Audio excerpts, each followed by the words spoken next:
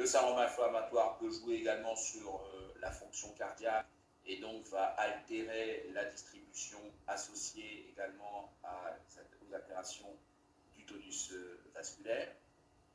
Le syndrome inflammatoire est à l'origine d'une fuite capillaire et va augmenter le volume de distribution. Ça va altérer la fonction réticulo-endothéliale du foie et donc altérer la biotransformation. Il peut y avoir des altérations hépatiques. Et puis enfin, le syndrome inflammatoire peut diminuer l'activité, il y a une down-régulation de l'activité du cytochrome P450 et donc altérer une nouvelle fois la biotransformation hépatique.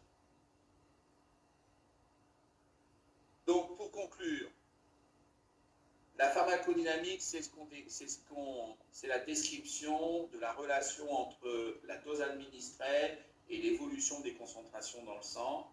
Elle va impliquer l'absorption, mais on a dit que finalement, par injection intraveineuse, la biodisponibilité de 100%, donc ne joue finalement dans cette pharmacocinétique le volume de distribution, donc le phénomène distribution, et le phénomène élimination et biotransformation. La pharmacodynamie, c'est la relation entre le principe actif et l'effet sur l'organe, ou plutôt la concentration de ce principe actif et l'organe cible, par le biais de récepteurs, par le biais de seconds messagers, qui vont être à l'origine d'une signalisation intracellulaire et un effet hémodynamique. Alors, les modifications pharmacocinétiques sont basées sur l'hémodilution, on l'a vu, à l'origine donc d'une diminution des concentrations protéiques, mais d'une diminution des concentrations érythrocytaires.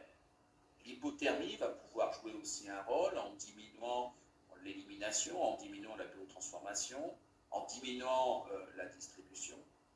Les flux de perfusion dans les différents organes jouent un rôle, l'équilibre acido-basique et puis la séquestration ou l'absorption par le biais des circuits.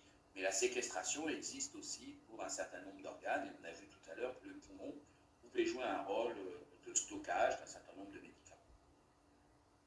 La pharmacodynamie donc, va également changer.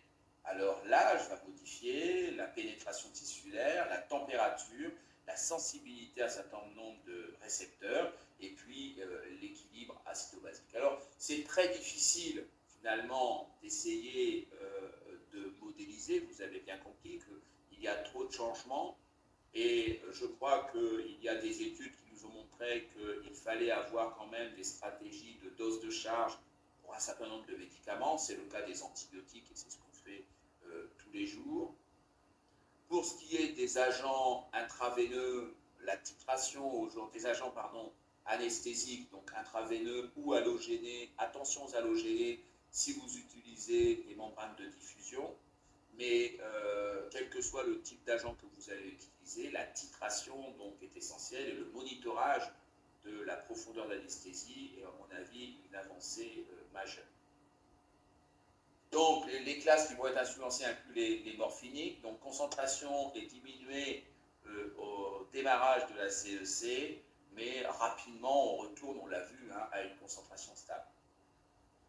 Pour ce qui concerne les agents anesthésiques intraveineux, les concentrations vont diminuer au départ de la CEC, mais vont rapidement revenir également à des valeurs tout à fait stables. Attention aux curares dont l'élimination va être influencée par l'hypothermie. Et puis les antibiotiques, on l'a déjà dit, c'est possible sous-dosage, on l'a vu tout à l'heure sur un certain nombre d'études, et donc la nécessité de faire des doses de charge donc dans le priming et la réinjection. Alors c'est toutes les 2 heures pour le cefturoxime, mais je crois que c'est toutes les 4 heures pour la céphazone. Voilà ce que je voulais vous dire. Est-ce que